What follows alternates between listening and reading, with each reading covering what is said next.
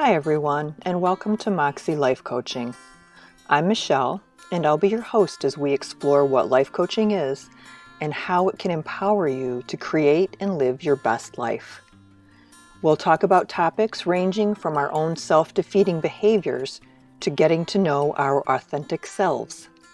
Together, we'll investigate a variety of self-coaching modalities and explore a wide range of topics relevant to getting the most out of the life that you are actively creating. New episodes will drop every Tuesday, so please subscribe so you don't miss out on the great hints, tips, and tricks, and generally awesome content that will help you create your best life. So welcome, and thank you for listening.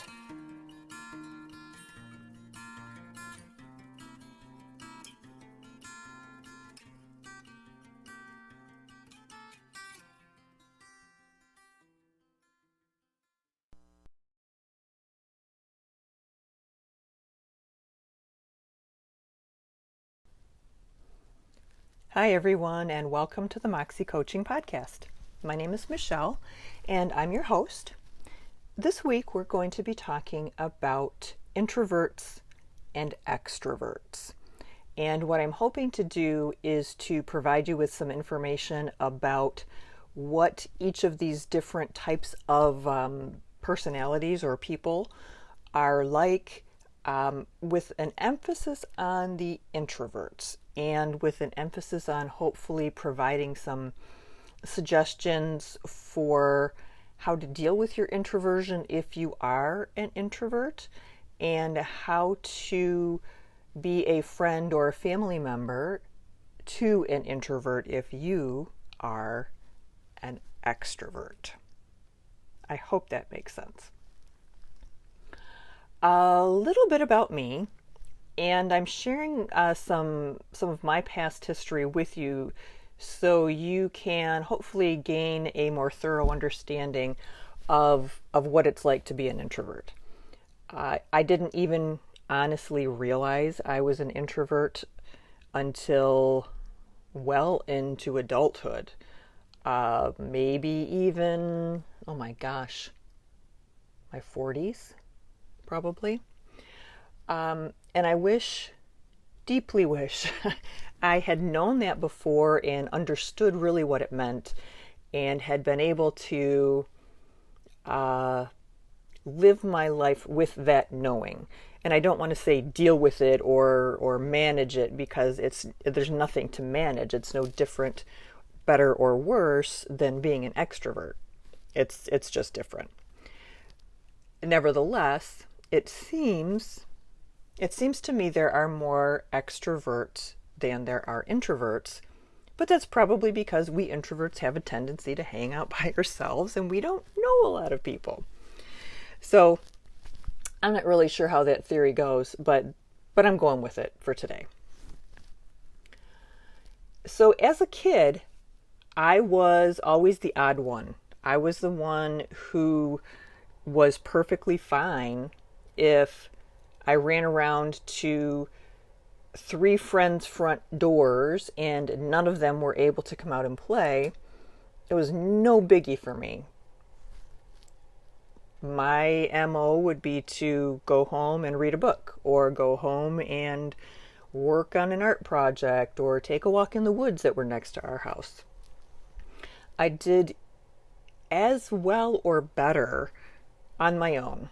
I was as happy or happier, that's probably the better way to put it, on my own as I was with my friends. College was not any better. College was awful, as a matter of fact. I went away and I was placed in what they called the zoo dorm, and it was a dorm that had all of the freshmen. And so many of these kids, it was the first time they had ever been away from home, first time they had been turned loose, basically. And they deserved to be in the zoo. It was crazy. And they were having a ball, an absolute ball. But it was not my first time being turned loose. And the amount of peopling that I had to do from the second I cracked my eye open in the morning until the second I went to sleep was just absolutely crushing me. But I hadn't really figured out at that point why I was feeling the way I was feeling. All I knew is that if I could get an apartment by myself near campus, I would have been fine. I would have been happy to stay. But since the college policy was that all freshmen had to live in the dorms, I ended up leaving. I ended up leaving college and went home for about a year and a half. Went to community college, did that kind of thing. And then eventually, got back on track. But my entire college career, aside from that short stint at the public university in the dorms, everything, I was living either with my mom or I was living alone in my own apartment. And I was perfectly fine with that. And I finished school and all of those things. But had I been forced to stay in school, or had I been forced to choose between an education and living in the dorms, I would probably never have gotten a degree, because that's how intense that feeling was for me. My first marriage was pretty much the same way. And it was an intense one, and it was a challenging one. So there are some extenuating circumstances there, but I really, really needed time to myself. And that was when I started to also recognize not so much the feeling. I wasn't able to identify the feeling, but I recognized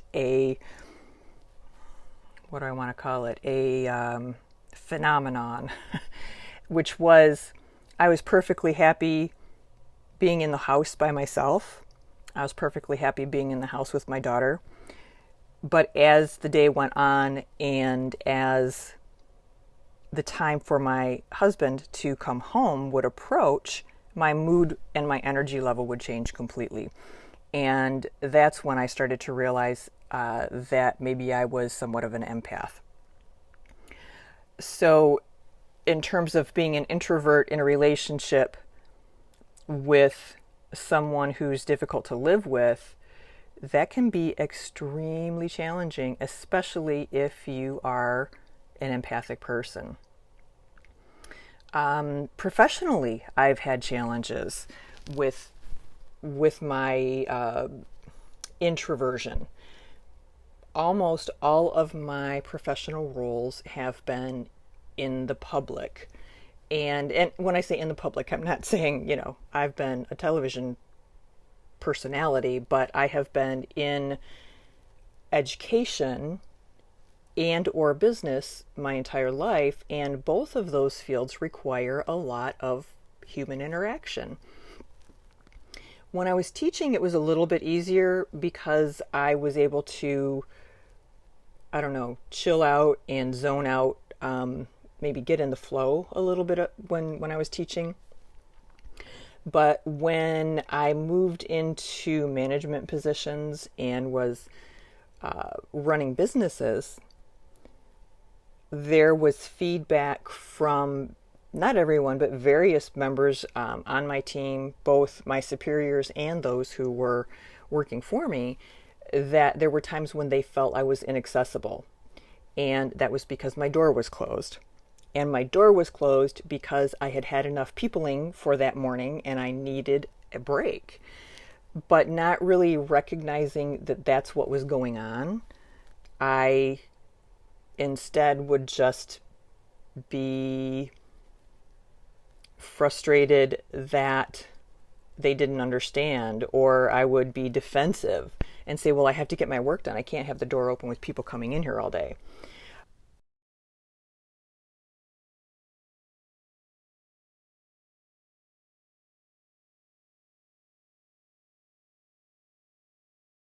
So I think you're, kind of getting an idea of what life can be like for a dedicated introvert.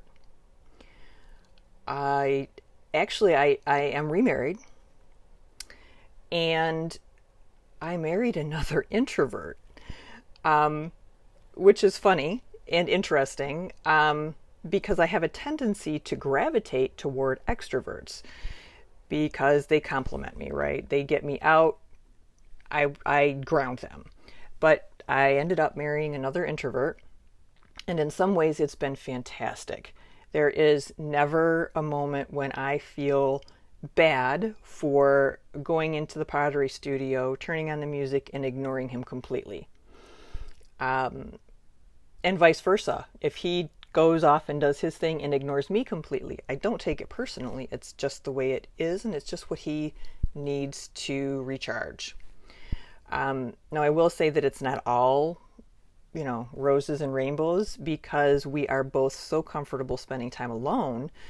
Um, we have to proactively make time to spend together and to, I don't work on our marriage in a way that maybe people who are not as introverted don't even think about. Those ways of connecting that are important to that intimacy in a relationship. So that is essentially a snapshot of a classic introvert.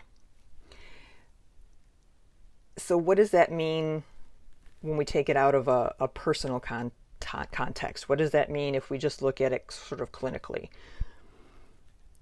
What that means is they need time alone, varying levels of time alone. It could depend on where that introvert is in their life. For example, in high school, I just shut everything else down, and I was a crazy fun, had a ball. But I would also go home and really, really recharge. So it just depends on the point in your life. It could also depend on the point in someone's career or from day to day, just depending. If I've had a ton of time alone, then I'm great spending a weekend with other people. If I've been running around like a crazy person and feel like I haven't had a moment to breathe, then spending a weekend with other people sounds awful. I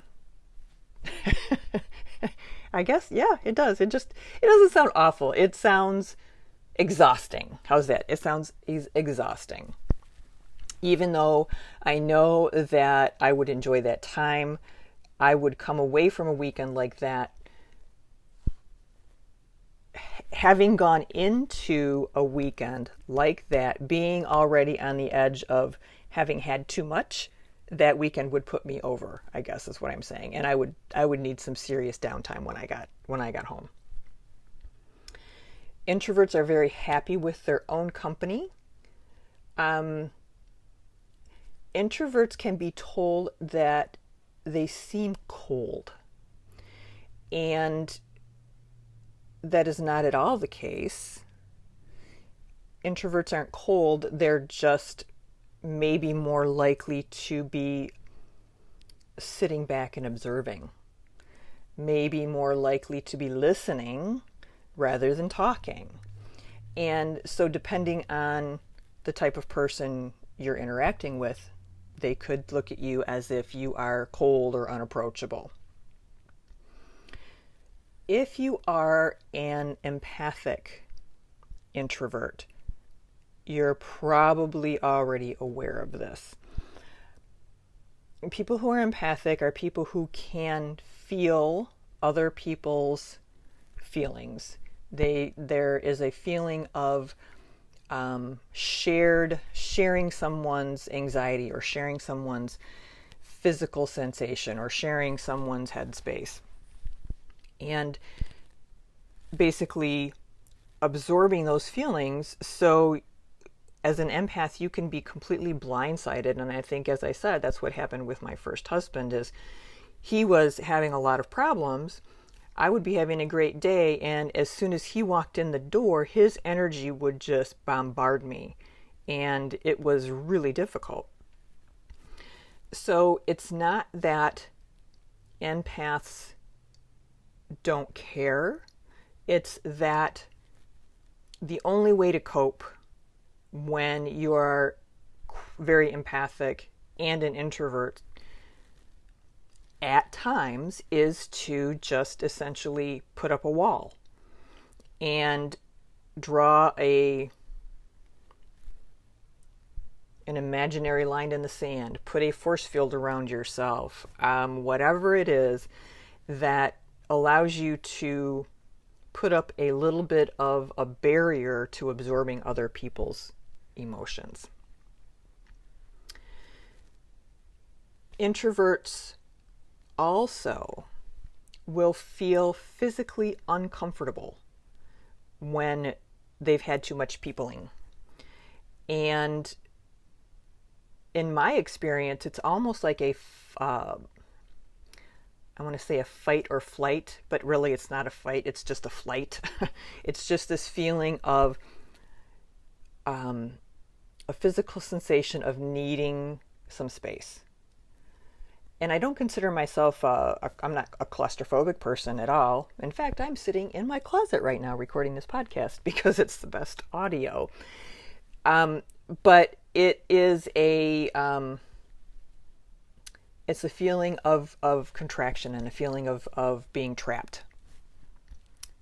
If you are an introvert who's being forced to behave as an extrovert. Introverts traditionally really suck at small talk. I know myself, I am very much that way. I have a good friend who is that way as well. Almost to the point where when I first met her, I'm like, wow, this chick does not do small talk. Everything she wants to talk about has meaning and has substance. And even as another introvert, it took me off guard because that's not how most people are. And once I figured out she was an introvert, and once she figured out I was an introvert, it's all good. We don't see each other that often, but I know that she's there as a friend, and she knows I'm there as a friend, and we support one another, and it's great. But we are not voluntarily going to the husband's work function dinner. Ugh, just gives me the willies to think about it. I went with my husband one year, and we we chaperoned prom. Yeah, that was interesting. Spending a lot of time with other teachers and a lot of small talk, and it was great. It was fun. It was awful at the same time. I think you understand what I'm saying. I hope, anyway. Introverts are creative. At least the ones I know are creative. And I sort of attribute that to the fact that we live a little bit more in our head. And we spend more time thinking, and the creative juices flow a little bit more, or maybe the creative juices are recognized a little bit more because there's not so much other chatter in our world. Introverts connect with nature, and introverts connect with animals.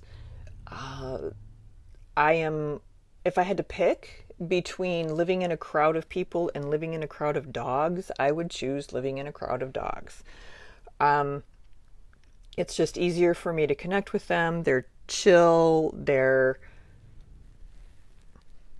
They don't have high expectations. They don't mind if all I want to do is rub their belly. But they also don't mind if I want to talk about the difference in introverts and extroverts. How's that? Another myth is that introverts are antisocial, and that is completely untrue and completely unfair. We love people. We just love people differently. I am an all-in kind of person. If I'm talking to you, you are what I'm focused on. If you're telling me a story about something that happened in your life, I will remember that story because I am an awesome listener. And that is something you can almost always say about true introverts, is that they are very good at listening. They are good at reading body language. They're good at, I'm going to guess that most people who would say they're quote unquote psychic are on some level introverted people, because they've had to be able to be in touch enough with the subtleties of energy and thought and things that are dropping in intuitively, that if one is a very outgoing, social, constantly moving constantly with people person, I think that it might be more difficult to get into touch with that empathic or that intuitive psychic side. And I think the last thing I would like people to know about introverts is that we can still be in what other people might consider extroverted professions. I'm a good example. I literally used to have 120 different students, all under 4, and a lot of parental hand-holding. And it was great.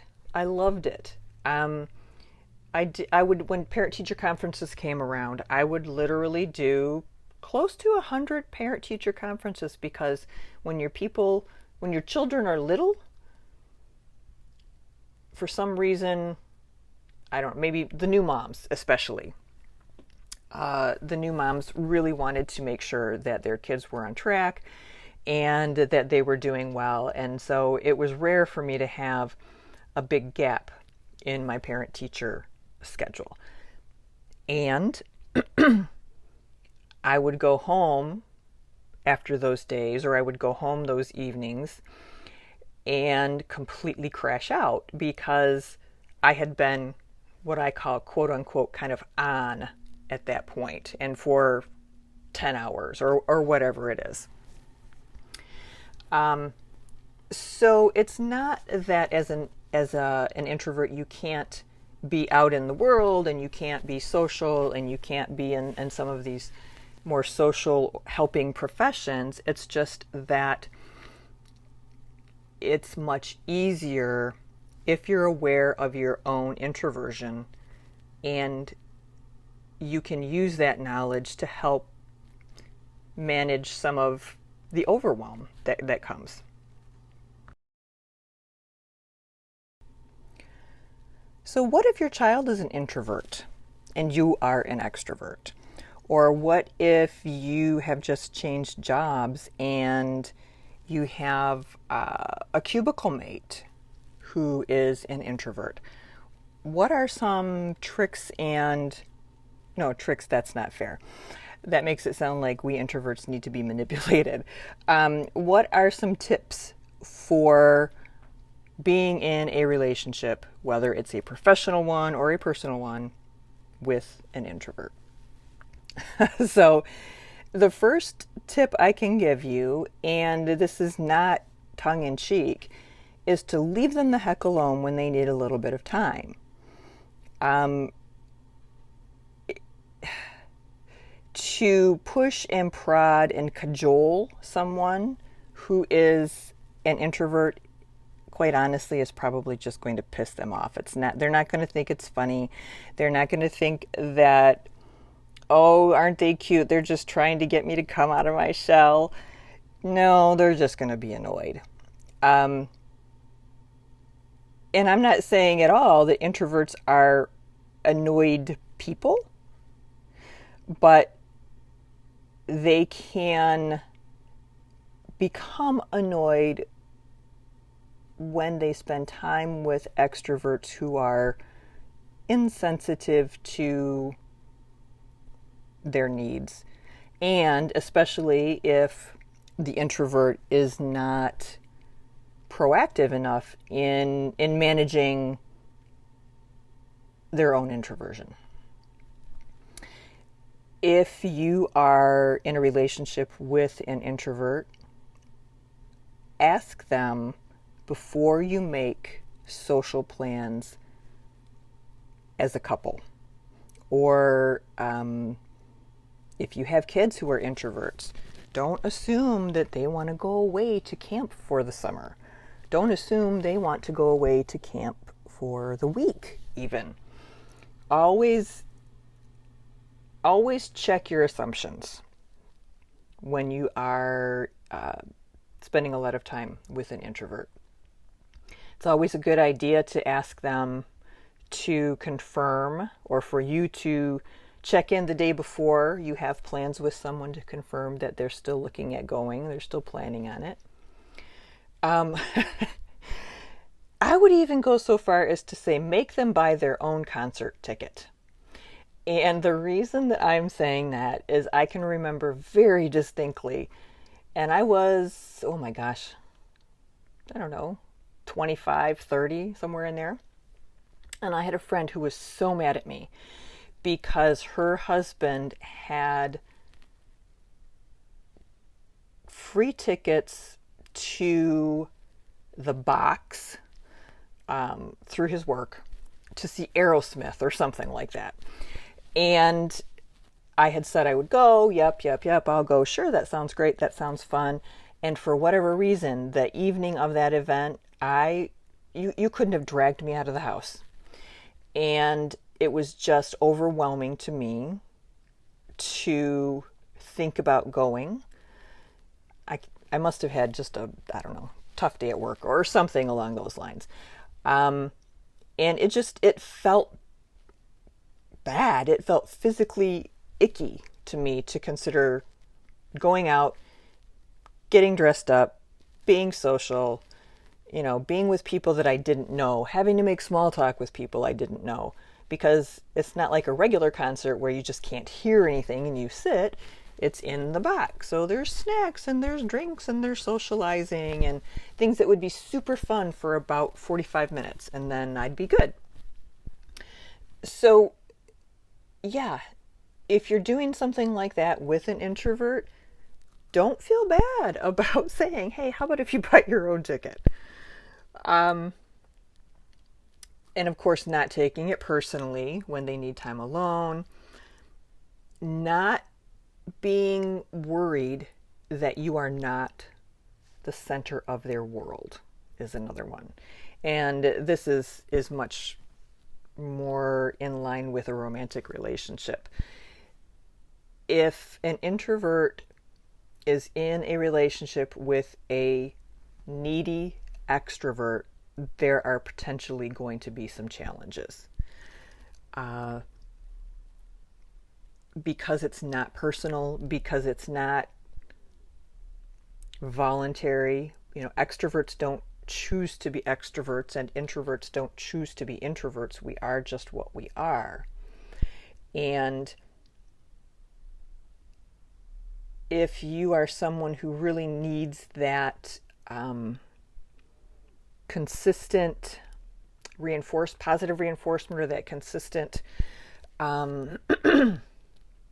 attention, then being in a relationship with an introvert is probably not the best choice for you.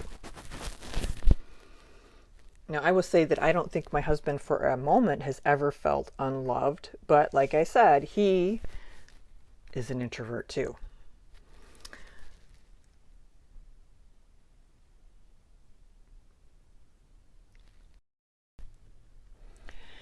Lastly, I wanted to expand a little bit on the idea of being friends or in a relationship with an introverted empath,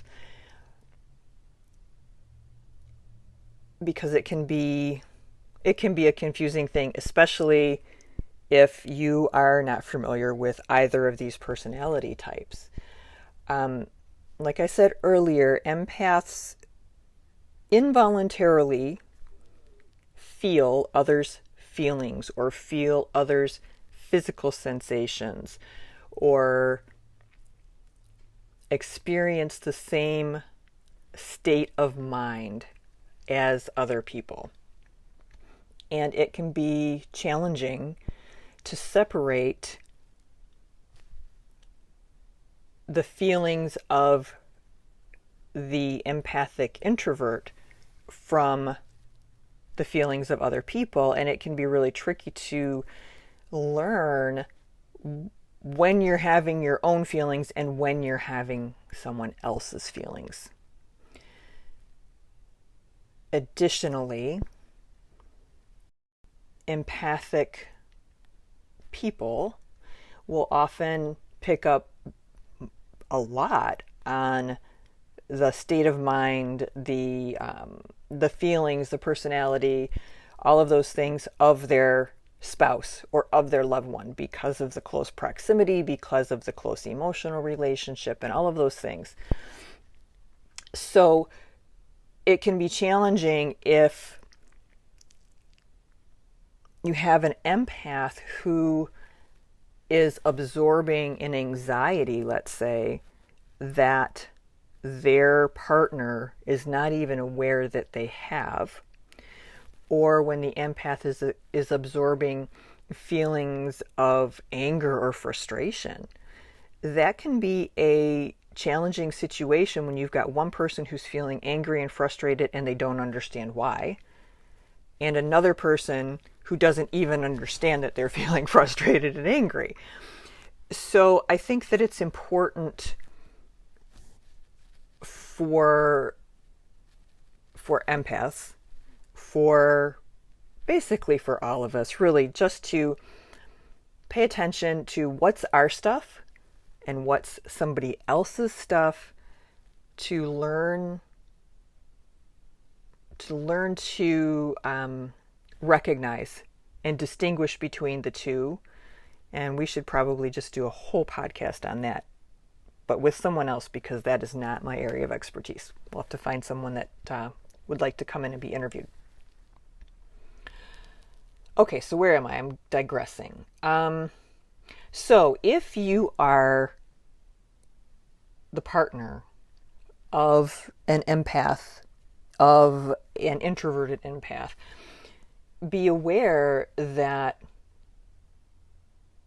the feelings that they're absorbing may have absolutely nothing to do with you.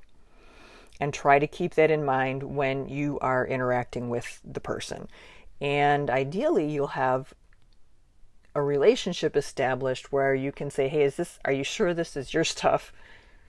But say it in a way that isn't condescending, or, you want to say it in a way that articulates that you and this person that you're having this conversation with are working together to find a solution, not a, hey, are you being that way again? Are you, sucking up the neighbor's feelings without knowing it? And because of this, sometimes empathic introverts can be a little bit moody. They can be, or seem a little bit moody. When you're getting blindsided with someone else's emotion, it can be challenging to stay on an even keel 24/7. When you're feeling other people's feelings, it can be tricky. So what you can do is talk to your partner and acknowledge that, hey, did you remember to put up your force field? Maybe you're not, maybe you're feeling a little bit of somebody else's energy. Don't forget, it's good for you to put up your force field every day. It's good for you to ask for that white light to surround you, to keep out some of the bad juju. And it doesn't mean that that force field or that white light is impermeable. It's like reverse osmosis, right? It's like the energy can go out, but it's very filtered if it comes in. So you can send out all of the love, all of the good vibes, all of the positivity you want from behind your force field, or from behind your white light, or whatever it is, however you've envisioned it and articulate it. But it's difficult for the bad vibes and for the negative swirl to permeate. So don't think that, by putting up your force field, or by protecting yourself, you're going to be slighting anyone else, because that's not the case. By protecting yourself, by recognizing what you need, you're just reinforcing, first of all, your own value as a human being, because you deserve to have what you need. You deserve to take what you need. And it reinforces, hopefully, your relationship, in that, hey, I get it. Okay, no problem. I'll see you in an hour. Go take a bath, or go do this, or go do that. Not a problem. I love you. I respect you. I'll see you when you're feeling better. Or I'll see you when you're feeling like interacting. The other thing that you need to remember is that when you're in a relationship with an empath, they might pick up on your unspoken emotions. So if you're coming home from work completely whacked out, stressed to the hilt, but not saying anything, there's a good chance your empath introvert is going to notice that. Now, whether they call you on it or not is a different story. They might kind of watch and see how you're doing, and only call you out on it if they see that it's a problem. But it is very, very likely that they have a better idea of how you're feeling than you are aware. Yeah, that they have a better idea of how you're feeling than you're aware. Yeah, that's accurate. Okay. All right. So I guess the first thing I would like to do in terms of wrapping up is to make it very clear that introverts and empaths are not broken. They are just different than the majority of folks. That when I say things like feel better, it's not that we're miserable. It's just that we need a cleansing. We need an energy clearing. We need a release. And that's what I say by feeling better. Because it can be an overwhelming, constricting feeling when you are in a space of being overwhelmed with being out in the world too much. All right, so that is my story as a lifelong introvert who has learned to finally embrace my introversion rather than looking at it like there's something wrong with me. And if you are an extrovert and would like to share your story and your tips for we introverts, I would absolutely love to hear from you. Maybe we could do an interview for a future podcast or something along those lines, because I know that as challenging as it can be for an extrovert to be in a relationship with an introvert, the same is also true when you flip-flop things. That introverts can feel confronted sometimes when they're in relationships with extroverts who sometimes feel like loose cannons that you can't control and you don't know what they're doing, which makes you uncomfortable, which makes you become more introverted. You get what I'm saying. So whether you're an introvert or whether you're an extrovert, welcome. Thank you for listening. Embrace who you are, because it's who you are. And that's exactly who you're supposed to be, at least for right now. So thank you so much for listening. I look forward to talking to you again next week. Please rate, review, subscribe, and all of those good things. And I will look forward to talking to you soon. Be well. Bye-bye.